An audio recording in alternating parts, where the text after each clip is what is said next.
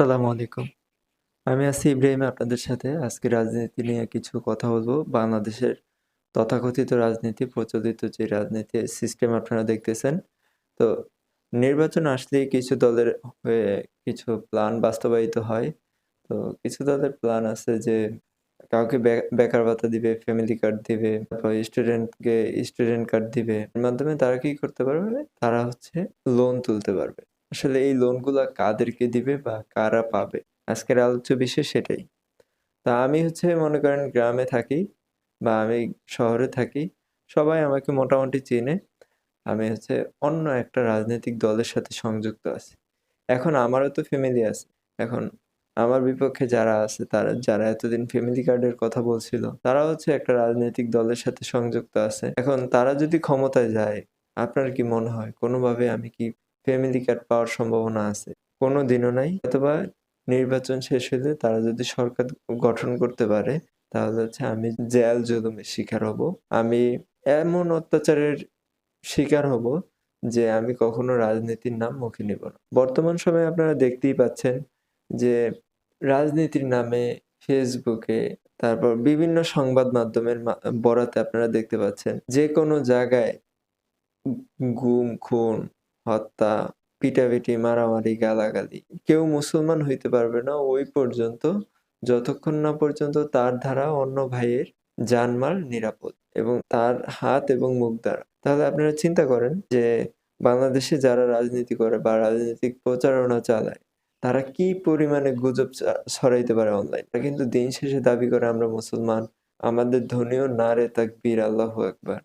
আসলে এটা নারে তাকবীর আল্লাহু আকবার ওই মুসলমানদের জন্য যারা হচ্ছে সবকিছু আল্লাহর জন্য করে। আপনাদের যে এই আচরণ, চালচলন এগুলো দেখে তো মনে হয় না যে আপনাদের সমস্ত কাজকর্ম আল্লাহর জন্য। যদি সমস্ত কাজকর্ম যদি আল্লাহর জন্য হইতো, বাংলাদেশের মানুষের জন্য হইতো, তাহলে তো আপনারা ১ম দিক থেকে প্রোপাগান্ডা ছড়াইতে পারতেন না। আপনারা যখন ১ম দিকে প্রোপাগান্ডা ছড়ান বা ১ম সারির নেতারা যখন প্রোপাগান্ডা ছড়ায়, তখন এই জিনিসটা গ্রামের ক্ষুদ্র থেকে ক্ষুদ্র মানুষের মাঝে ইফেক্ট করে। তো ক্ষুদ্র মানুষের মাঝে ইফেক্ট করে। তার মানে কি? তারাও ভাইবা নেয় যে আমাদের বিরোধী দলীয় যারা আছে তারা হচ্ছে আমাদের শত্রু। তাদেরকে মিটিং মিছিল করতে দেওয়া যাবে না। তাদেরকে কোনো প্ল্যান প্রোগ্রাম করতে দেওয়া যাবে না।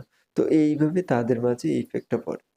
তা আপনাদের কাছে আমার একটাই অনুরোধ, আপনারা মানুষের জানমালের নিরাপত্তার কথা চিন্তা করে, জনমানুষের কথা চিন্তা করে, সাধারণ মানুষের কথা চিন্তা করে আপনারা অনলাইনে কোনো বাকবিতণ্ডার কথা ছড়িয়ে দিবেন না। আপনারা যখন হিংসাত্মক বক্তব্য দেন, তখন গ্রামের যারা সাধারণ মানুষ আছে, আপনার ভক্ত আছে, তারাও কিন্তু হিংসাত্মক হয়ে ওঠে। তো আপনারা এরকম কোনো কাজ করবেন না, যেটা হচ্ছে মানুষের কোনো ক্ষতি হতে পারে। আরেকটা কথা গ্রাম বাংলার সাধারণ মানুষের জন্য যারা হামলার শিকার হচ্ছে, যারা হামলা করছে, যারা হামলা করতেছে তারা হচ্ছে হয়তোবা ২-১ টা পদ পাবে।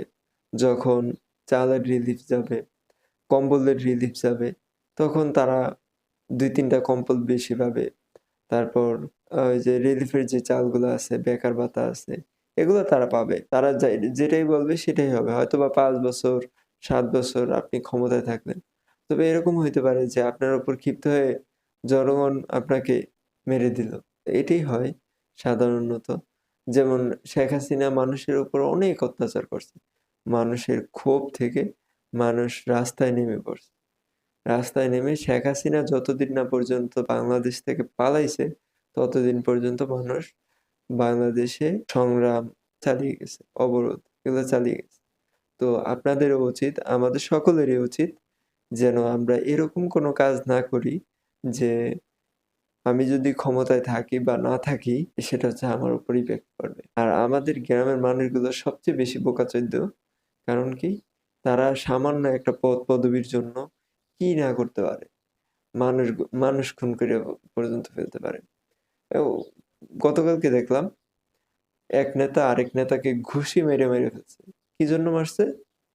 যে তার নামটা একটু নিচে হইছে আর তার নামটা এক সারি উপরে। এই নাম দেওয়ার জন্য, জাস্ট শুধু নাম দেওয়ার জন্য। আপনি চিন্তা করতে পারেন কোন লেভেলের সাইকো তারা? একটা নামকে কেন্দ্র করে একজন নেতা আরেকজন নেতাকে মেরে। এইজন্যই আমাদের সমস্ত কাজ যখন আল্লাহমুখী হবে, সমস্ত কাজ যখন আল্লাহর জন্য হবে, তখন কিন্তু আমরা এটা করার সাহস পাবো না। সমস্ত কাজগুলো আল্লাহর জন্য হইতে হবে। আর আপনি যে মানুষের খেদমতের কথা বলতেছেন, এটা তো অনেক বড় একটা কাজ। আপনি যদি নিজের দলের ভিতরে সামান্য সমঝোতা ঠিক রাখতে না পারেন, তাহলে আপনি কিভাবে মানুষের খেদমত করবেন? তো মানুষের খেদমত করার জন্য আপনাকে নিজের দলের ভিতরে আগে হচ্ছে শান্তি, সমঝোতা সৃষ্টি করতে হবে। এরপর আপনি অন্য মানুষের খেদমত করতে পারবেন। এটা অনেক বড় কাজ, খেদমত করা।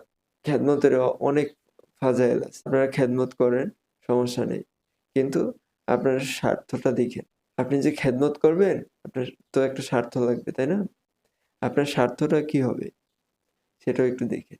সেটাও একটু ক্লিয়ার করবেন। আপনি জাস্ট শুধু খেদমতের জন্য যাচ্ছেন, না কিসের জন্য যাচ্ছেন, এটা মানুষ খুব ভালো করেই জানে। ঠিক আছে? মানুষ এখন আর ওরকম বোকাচোদ্দ নাই। তো বাংলাদেশের মানুষকে এখন ওই রকম দলই শাসন করবে, যারা হচ্ছে সৎ, ইনসাফ, ন্যায়ের পক্ষে থাকবে। এবং আরেকটা বিষয়, সবাই কিন্তু LGBTQ কে খুব প্রমোট করছে। না, বাংলাদেশের মানুষ LGBTQ কে প্রমোট করে না। দেখেন না ভার্সিটিগুলোতে কোনো বামপন্থী দল কোনো একটা আসন পায় নাই। বামপন্থীদেরকে বাংলাদেশের মানুষ পছন্দ করে না। বাংলাদেশের মানুষ পছন্দ করে হচ্ছে ডানপন্থী রাজনৈতিক দল। ডানপন্থী মানুষদেরকে নিয়ে আগাইতে চাইলে ডানপন্থী রাজনীতির চিন্তা ভাবনা করে। LG কাউকে MP প্রার্থী দিবেন আর বাংলাদেশের মানুষ তা গিলবে? হবে না। ধন্যবাদ সবাইকে। আজকে এই পর্যন্তই।